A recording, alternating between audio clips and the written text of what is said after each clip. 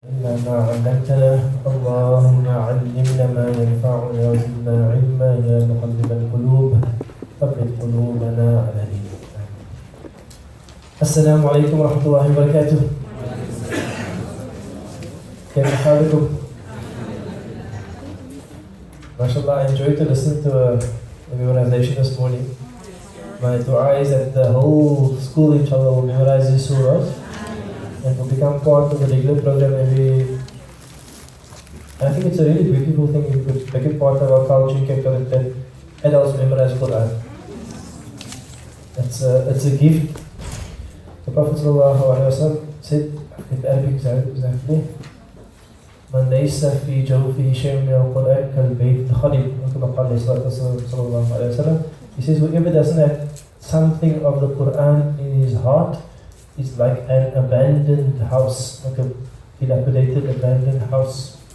When ulama speak about this hadith, they say is that typically an abandoned house gets occupied by thieves and rodents and unsavory elements. And same with your heart as well. Is your heart is not occupied with the light and teachings and words of the Quran, it also will get occupied with that which is unsavory as well. So this is the importance of memorizing the Quran. The second thing also came to mind. I feel a bit guilty because I wasn't here this morning actually at 8:20 8, yes, I wasn't here. So just what came to mind was that sometimes in life, if you just take a few moments, like a few structured, beneficial moments, you can do a lot actually. Like what we did this morning is probably more than you did in your whole last 2 years of your life. Isn't that for many of us? We also memorize the Surah. But you took 40 minutes of your life and you memorized a few verses, and if you read that few verses in Salah every day, by Sunday next week you'll know it completely. So a few moments of just structured time makes a big difference. So I feel like I've missed out, so I have to catch up now. So I went to Seattle on the way here, but I was listening to the YouTube live stream, it wasn't the same, black, white and Rahman, it wasn't the same. So the idea is just, the point I want to make is that don't deprive yourselves of these few moments of great benefit. One of the diseases of our time is that we always say we're going to do it some other time. I'll do it some, there's no other time. There's no other time. There's no other time to learn something when it's the time for that thing. There are time for things, and the barakah of time is to do the right thing at the right time. That's the barakah of the time. And to lose barakah in your time is to do the wrong thing at the time for something else. You lose barakah. It's a simple thing. It's like if it's time to sleep, it's time to sleep. If you'll be awake, you'll lose the barakah. The morning, for example, is a time for everything. Now it's a time for Khabr. Some types of Khabr. Okay, so you had some homework to do. Did the tutors manage to go through some of the answers with you? Some of the answers. Okay, so let's go through it. Just in summary, just as a reminder, inshallah, we are doing a sentence. In English, they call these two parts the subject and the predicate. I don't know the English, but I'm just saying in English it's called the subject and the predicate. In Arabic, we call this the mubtada, and the khabr. So we use a bit of easier language. We call this the focus of the sentence, and we call this the news. So what we did last week is you said that news can be in one, let's copy like this, in 1, 2, 3 different forms. Can be one word form. For example, ar-rajulu tawilun.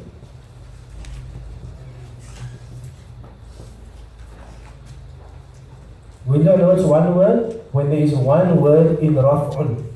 It's a one word sentence. Then sometimes you'll find no word in raf'un. For example, I'll have ar-rajulu fil bayti. What's happening there?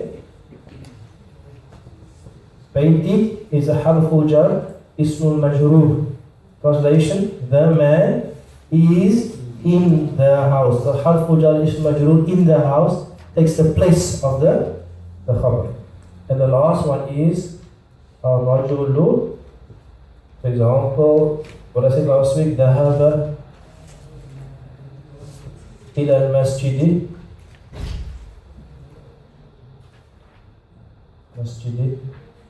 So dhahaba ila al-masjid is a sentence. Dhahaba, he went to the masjid, is a sentence. So the sentence here, it's not word in the rough one here, the sentence here takes the place of the khabar. There's two others, but those are the two main ones. So let's bismillah. Let's start, maybe not so, let's start by the second page, inshallah.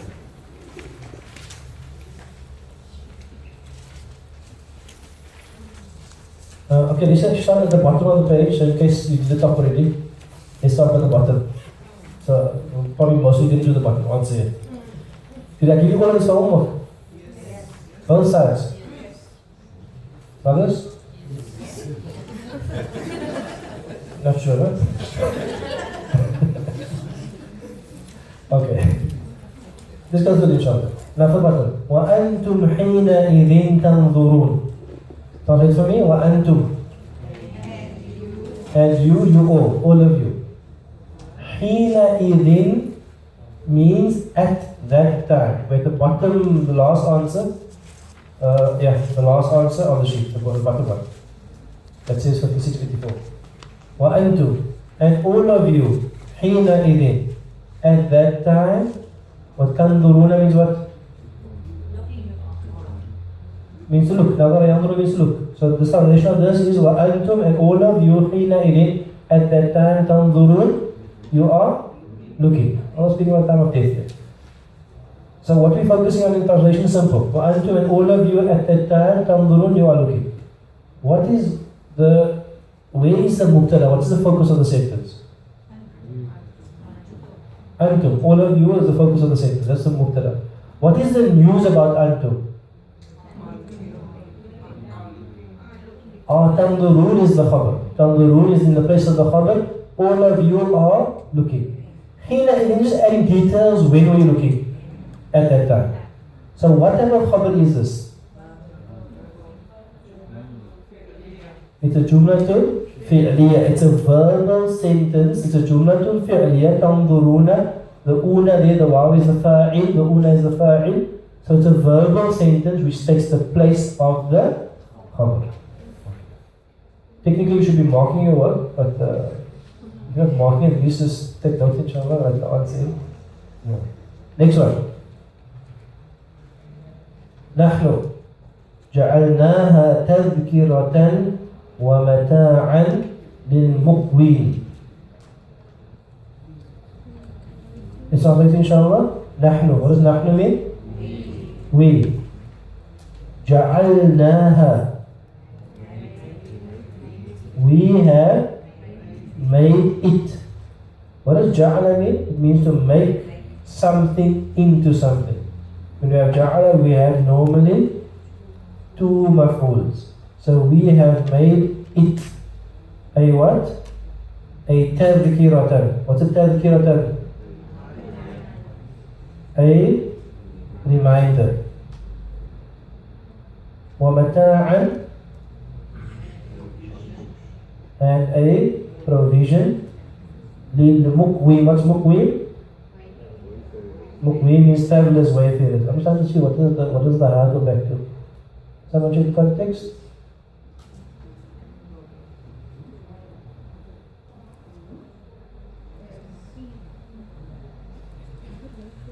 Oh, it's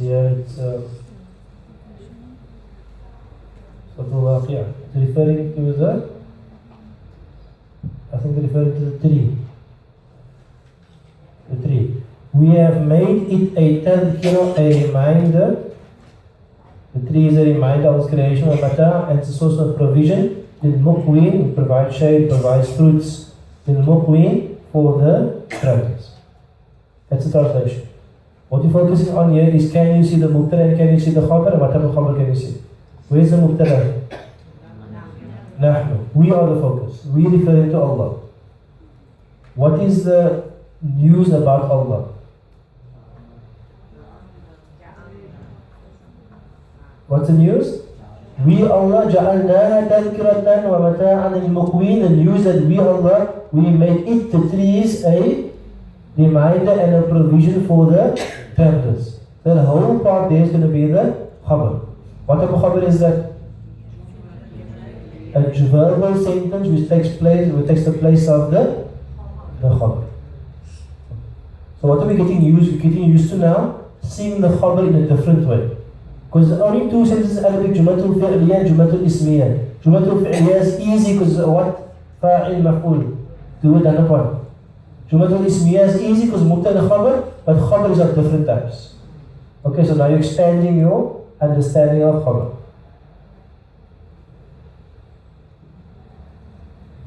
Okay, let's do the fourth one up. Third one up, sorry. أَأَنْتُمْ تَزْرَعُونَهُ أَمْ نَحْنُ الزَّارِعُونَ. That's a bit of a difficult one. This is the one before. Oh, about that. وَمَا نَحْنُ بِمَسْبُوقِينَ. وَمَا and not. نَحْنُ and we are not. بِمَسْبُوقِينَ. What's masbuqin mean?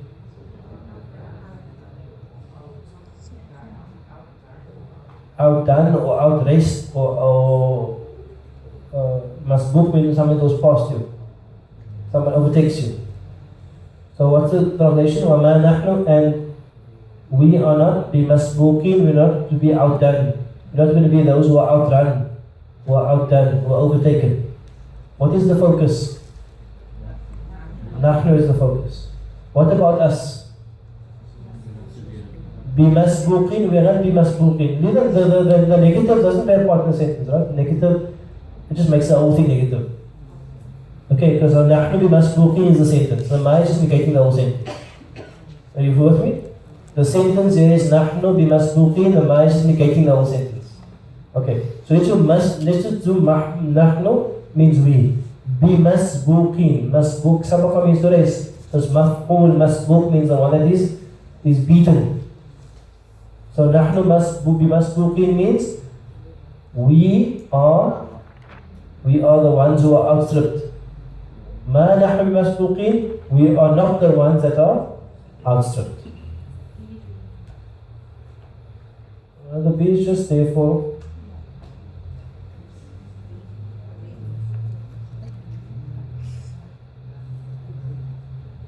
some words are just used with a harf. They're just in a language, they just go with a harf. Masbuq. وما نحن بمسبوق. So what type of khabr is that?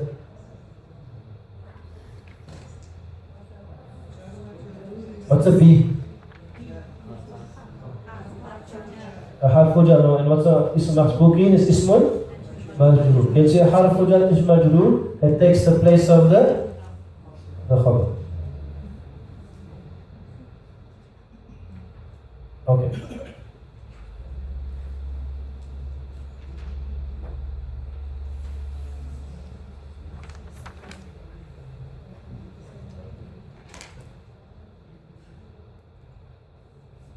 Okay.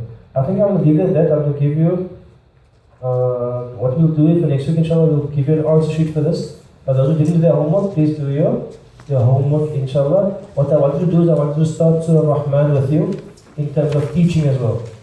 So the idea that you memorize it and you learn the meaning as well, so it also becomes easier, becomes more beneficial to you, inshallah. So you should have Surah Rahman in your books.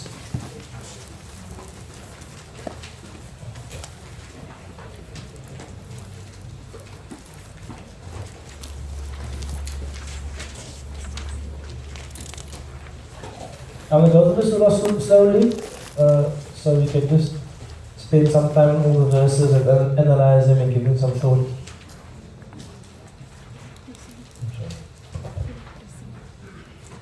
Okay. So Surah Rahman.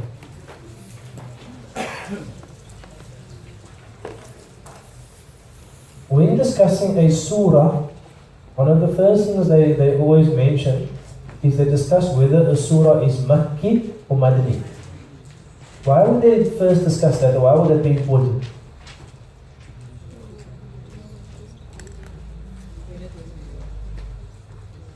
Why? Because it provides you with context. It provides you with context. Because Makki means before Hijrah. What is happening before Hijrah? The context is very different than from after Hijrah. Before Hijrah, the audience with the young Muslim community, who's the rest of the audience, are generally mushrikun. Are people who are polytheists, who have multiple gods, are people who are hostile towards Islam, are people who don't have a concept of the afterlife, are people who do believe in God, they believe in Allah, but they don't believe they believe there are other gods attached to Allah. That's going to be the context. The context of Madani is what? Where the audience there are obviously the Muslims, the audience there are the Ahlul Kitab, and the audience there are the Munafiqun, are those who pretend to be Muslims who are actually hypocrites. And the audience there is more on the establishment of the Islamic society. Before Makkah, we are discussing the establishment of divine belief system. That's going to be the establishment. So the surah starts, A'udhu Billahi Minash Shaitanir Rajim. This is going to be a Makki surah. This is going to be before Hijrah. One interesting thing about the name Ar-Rahman is that the mushrikun did believe in Allah. A mushrik doesn't mean to be an atheist. It's a mulhid. An atheist is someone who denies the existence of God. A polytheist means someone who believes in God but attaches partners to them.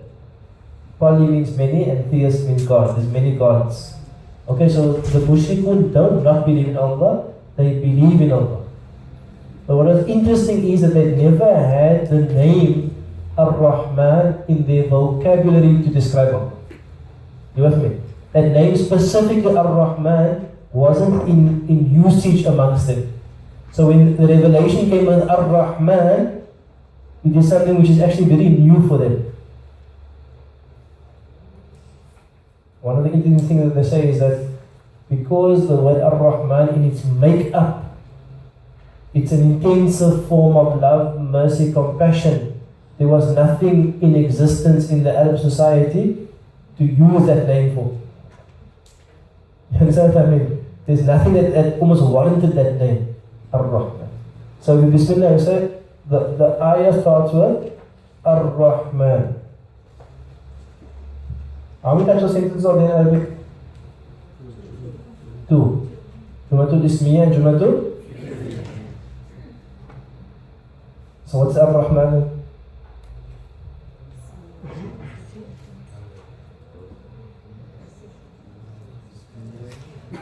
Ulama will say it's a Jumatul Ismiya,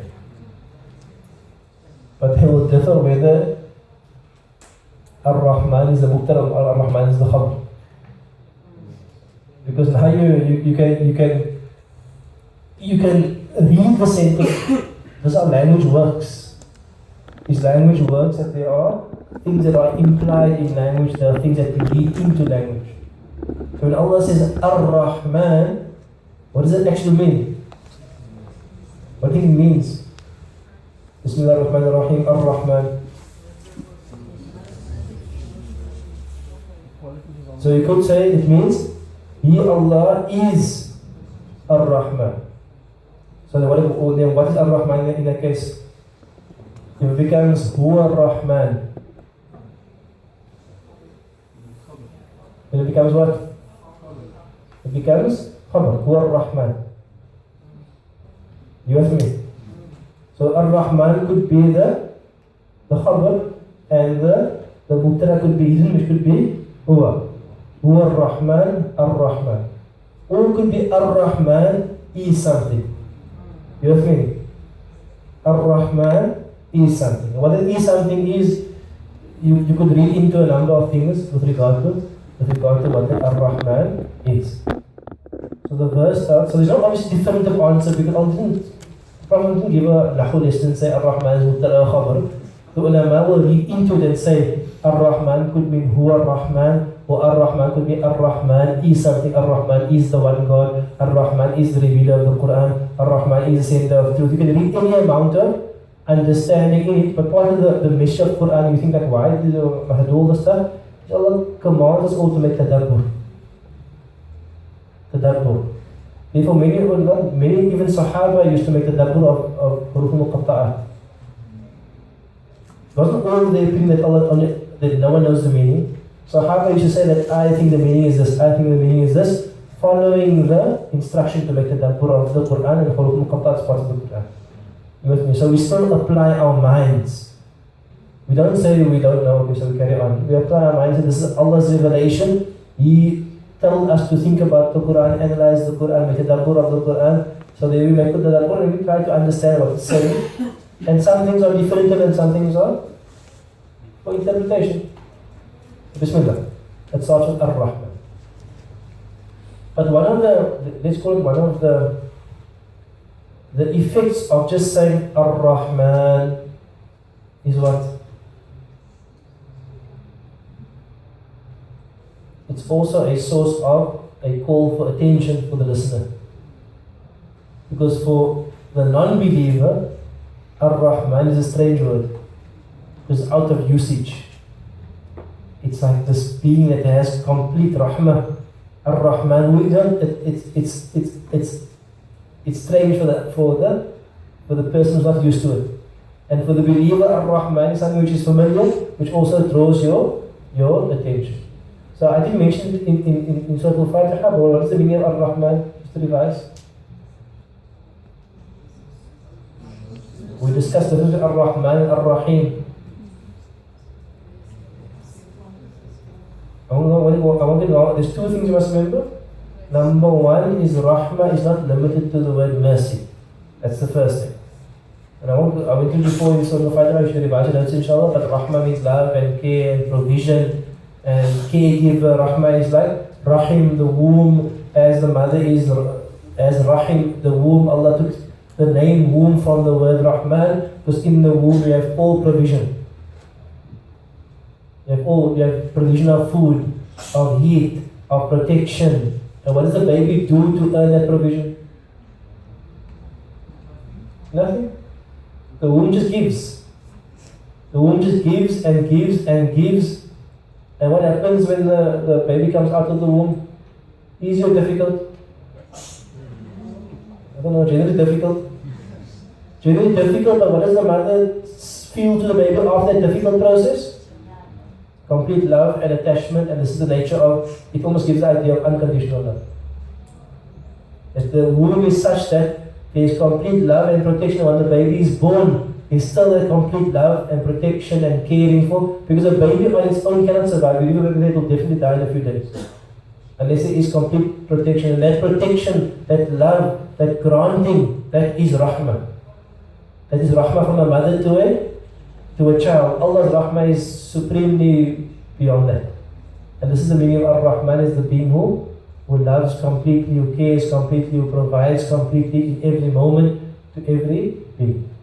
Second thing is Ar-Rahman is different from Ar-Rahim, because Ar-Rahman is from Fa'lan, and Fa'lan is something which has the connotation of abundance, whereas Fa'il has the connotation of permanence. Put together the two, you have abundance plus permanence, you have eternal mercy. But Ar-Rahman is the one that is abundantly. Kathratul Rahim is abundantly loving, abundantly merciful, which means He even will show rahmah to those who turn against Him. Okay. Second thing, Allama al-Quran. So mashallah, you finish all your babs, so at least must know what bab Allama is on. Second bab. What does Allama mean? To teach. What's the quality of the second bab? Causation. What's Allah causing? He is causing knowledge. Okay. The word allama has two maf'uls. The word allama, because in other words, if you say the teacher taught the student, what question is unanswered? What? Arabic, maths, You understand? That question is unanswered. So to complete the meaning of allama, you have to have two maf'uls. You have to ask who was taught and what was taught. Allah only answered one of the two questions in the ayah, which is what? What was taught. It wasn't, the answer was not given to who was taught. So who was taught? Okay, everybody is taught, but some people taught directly, some are taught indirectly. Who was taught directly? Prophet Muhammad sallallahu alaihi wasallam. So what you read into it is allamahul Quran. But obviously Allah didn't put the who there because the Quran also extends to all of us, to all of mankind. But the missing maf'ul is actually referring to the Prophet sallallahu alaihi wasallam, and by extension he's the teacher to the rest of mankind. So allama, the fa'il is inside there. The fa'il is inside there. What's the fa'il, the doer? Huwa. He taught. What's missing from the sentence? Prophet Muhammad sallallahu alaihi wasallam, first maf'ul, and the second maf'ul is mentioned. He taught the Prophet sallallahu alaihi wasallam. You read into it. Al-Quran, the Quran. If I could say this also is that when you put in the stuff that you read in, you must also qualify it as saying that is tafsir. You with me? That's an understanding of what is missing. But the words only say what? He taught the Quran. You with me? It's incorrect to say he taught the Prophet on the Quran. That's the tafsir that you add based on your own understanding. So I generally prefer also that if you do translate or you do read the Quran, is that you separate between what the words are saying and what you read into it. Like we're going to say, he is the most merciful, he taught the Prophet on the Quran. So I'm making tafsir now with my translation. All it says is Ar-Rahman, the most merciful, Allaman, Quran, he taught the Quran.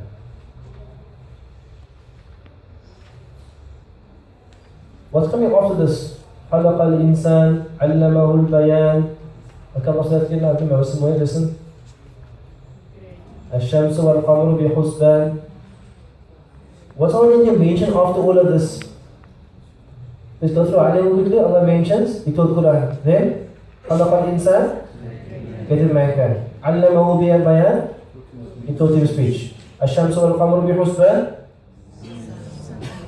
sun and the moon with imprecise calculation. وَالنَّجْمُ وَالشَّجَرُ يَسْجُدَانِ. What are all these things Allah is mentioning? Quran, mankind, speech, moon, sun. Why is Allah mentioning all these things? It's a list of what? Of creation, yes. And why mention in the context of Ar-Rahman? Because you have to link all of these things back to Ar-Rahman. Ar-Rahman علم القرآن. الرحمن خلق الإنسان. الرحمن علمه البيان. You with me? Let's all go back to Ar-Rahman. Why are all these things linked to Ar-Rahman?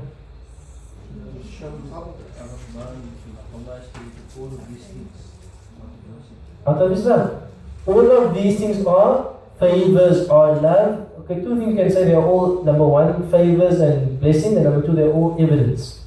Two things. They are favors and they are blessings, and they are all evidence. I'll come back to the evidence part of it later. But they're all favors and blessings, they're all evidence. The point I want to make is what is the sequencing of it? What's the sequencing? What comes first in the sequence? The first thing that comes in the sequence of favors, even before the creation of man, the first thing that comes in the sequence of favors is what? Allama. There's a lot to be said about that, but the least that will be said about that is that in Allah's sequence, that this is the greatest thing. In Allah's sequence, the Quran and divine guidance is the greatest thing. Say the Fatiha, اهدنا الصراط المستقيم صراط الذين أنعمت عليهم غير المغضوب عليهم ولا الضالين آمين ألف لام ميم ذلك الكتاب لا ريب فيه. You with me? Allah, we ask you for help. Our dua is guide us to the straight path. First surah. This is the book, there's no guidance, there's no doubt in it, the guidance for those who have taqwa. The Quran and Allah is calling us to a view where the Quran is the central favor to mankind. It is at the center of mankind's existence. I know I spoke about it last year, but there's two ways of viewing the world. The one is a theocentric way of viewing the world, and the one is an anthropocentric way of viewing the world. In other words, you can view the world with a theos, with Allah as the center of the world, or you can view the world as man in the center. This is two fundamentally different outlooks on the world. In Western civilization, we view man as the center. And if man wants to have faith, he's got a small block there for F. He has faith as part of his, but he is the center. In Islam, we have a very different worldview. In Islam, is that Allah is at the center. And what does Ar-Rahman do? علم القرآن خلق الإنسان. Even the bayan of men is what? علمه. He, Allah, He taught the bayan. You understand what that means? It's not a small thing. In the mindset of a true believer, is that Allah always occupies central position in everything. Man is secondary to that. In the world of a world who's very impressed with the intellect of mankind, they put the intellect of mankind at the center, and the needs of man at the center, and the fulfillment of man at the center, and the desires of mankind at the center, and everything revolves around a human being which is so impressed with himself, it has taken the place of God. That's what we come to now. We come to a civilization that's so impressed with ourselves that we think we have superseded God. Because even truth will come from what we discover, not from what is revealed. So fundamentally, if you have this outlook, truth is something which you discover from the bottom, and you forget about the revelation that comes down from Allah. So it's a fundamentally different way of viewing the world. And it's a huge shift. It's a huge shift because in every moment, if you put Allah in the center, there's a permanent connection to the true one that causes everything. If you remove Allah from that, you start making a dependency yourself and your system and your processes.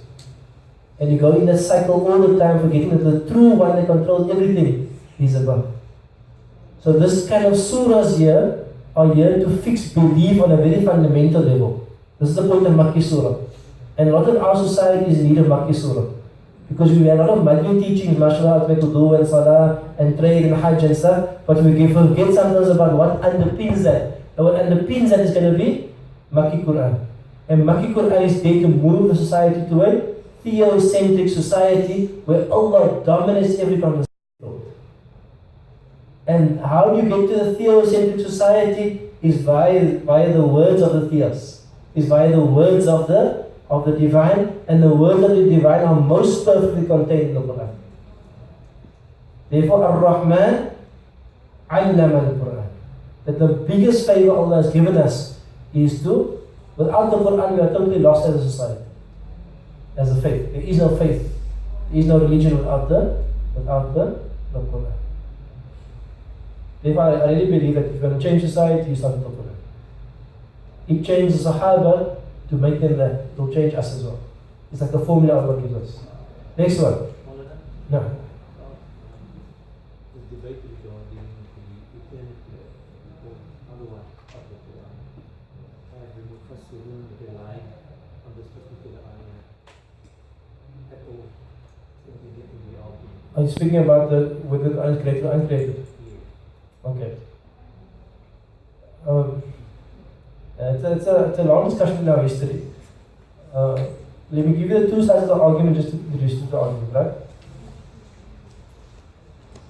There was a long debate between the Mu'tazila and what we call now the Asha'ira, between whether the Quran is created or uncreated.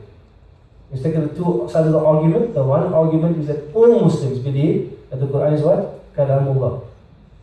It's the speech of Allah. And the speech of Allah is not like our speech where an idea comes. Like, our speech is like knowledge comes, or a stimulus comes, a thought is produced, and then speech emits. Allah's knowledge is perfect from the beginning. You with me? Allah didn't have to wait for something to emanate. You with me? Allah's knowledge is perfect from the beginning. Therefore, Muslims would agree that the speech of Allah is pre-eternal. The speech of Allah is uncreated. The difficult part is that the speech of Allah for us to... Okay, let me first say before I say this. Speech of two types. There's a speech which is an unexpressed speech and there's expressed speech. Like you can say something in your heart without giving words to it. You with me? You can say something in your heart without manifesting words to it. You understand? So the ulama will rely on both as speech. That speech is an unmanifested speech and then a manifested speech. Right? The difficulty that the history we had was that the speech of Allah then takes the form of what? Of words. Because language is considered to be created. It's like a strange thing, but language is created. It's an evolving thing that it creates, it evolves over time. So the form of Allah takes the word of letters, of sounds, of language, of words. You with me? So therefore a group of Muslims then said that the Quran is created because it comes in language and words and responds to events that didn't exist at the time, responds to Abu Lahab in there, responds to many things in the temple. So we had this debate within the Muslim Ummah. The way the debate was resolved was that they said that and this is not normally taught in classes, so I don't know what to call this stuff. Anyway, it's fine. Normally, to make it easier, we say that the words of Allah are uncreated. But in that is actually a separation. But the actual belief is that the internal meanings of the words are uncreated, but the manifestation of sounds, letters are created. But we don't normally teach that because it gets like a bit difficult for people to understand, like that there is an internal speech and a manifest speech. Are you with me? So,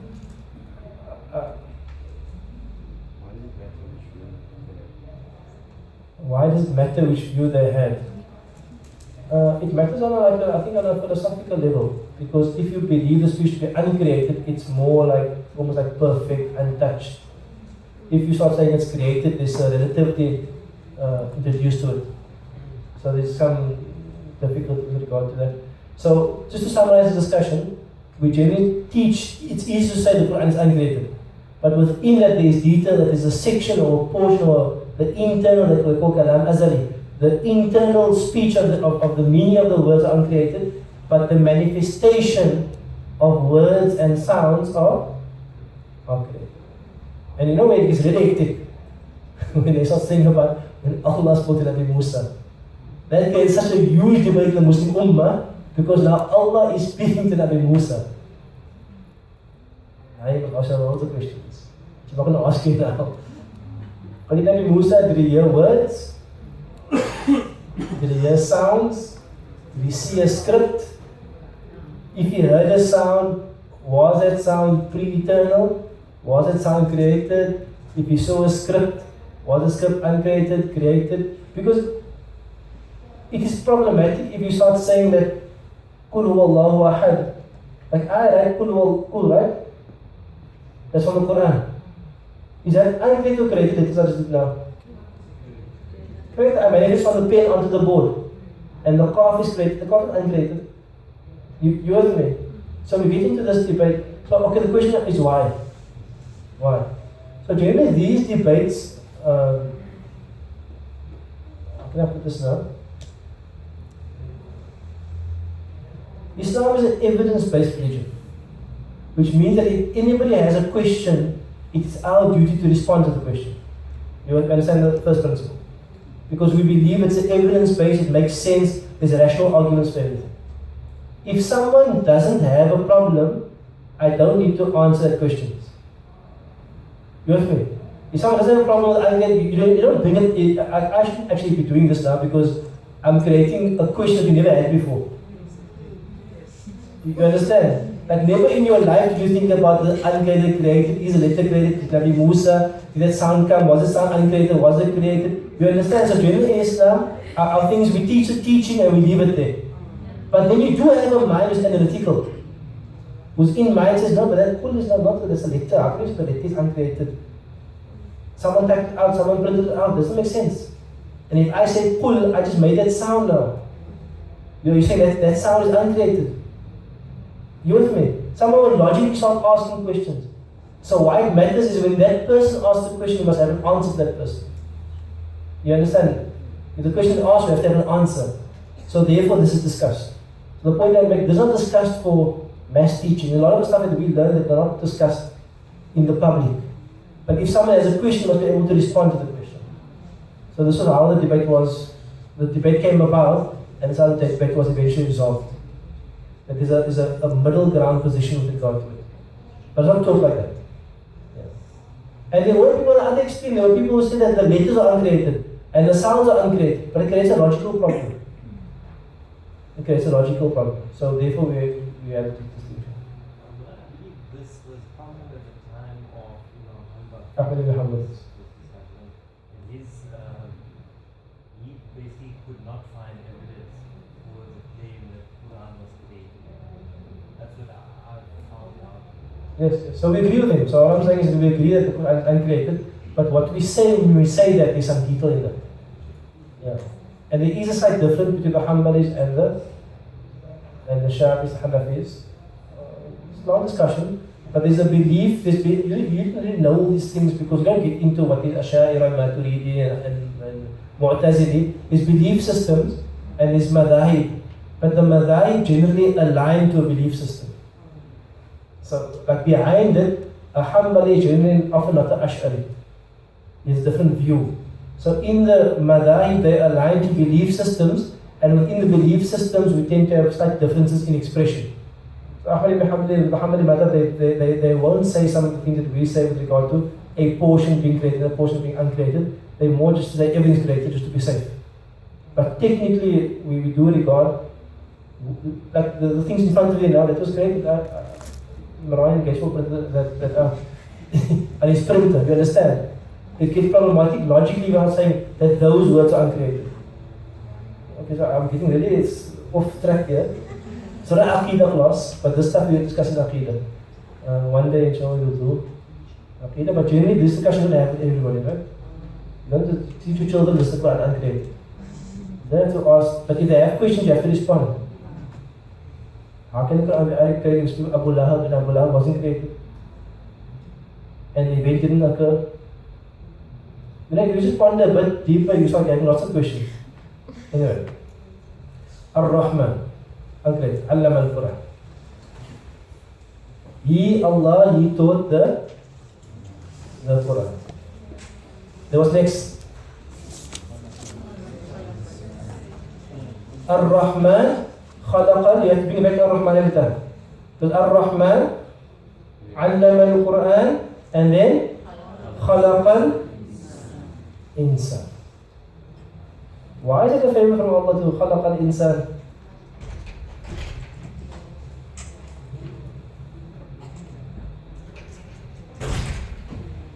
In Islam we believe this. Of course, okay. Let me just end this quickly. In Islam we believe there's something called necessary existence and contingent existence.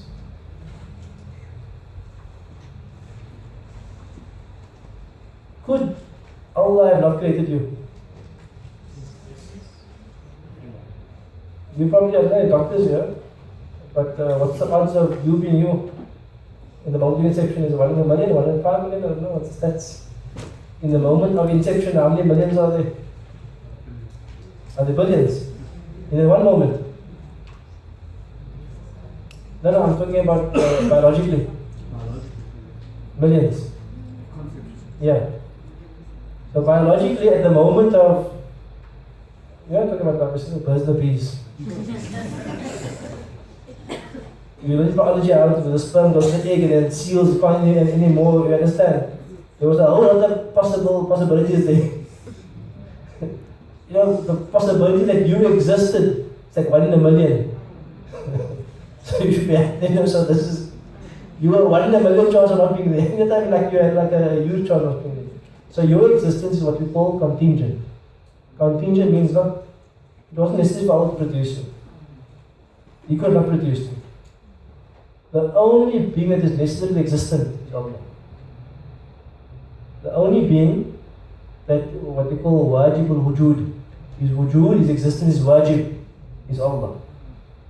All of us are what we call mumkin al-wujud, we are all contingently existent on Allah. In other words, it's Allah's choice whether to make us exist or not. So now there was non-existence before. And out of Allah's choice, Allah chose to bring forth existence. And out of Allah's choice, out of all that existence He brought forth, He chose to bring each one of us to existence. That is a favor which it's almost like an unfathomable favor for you to and I to have been brought into existence. Just the fact that we exist is pure rahmah. It's pure rahmah. Because what? We didn't have to exist. And there was non-existence before. And for Allah to give us existence is the greatest favor. Because without existence, what are we? We're non-existent. So after Allah saying, "Allama al-Quran, khalaqa al-insan," it is the greatest favor. Number 2 is also dalil in that. What's the dalil in that? 2 things here. Favor. What's the second thing?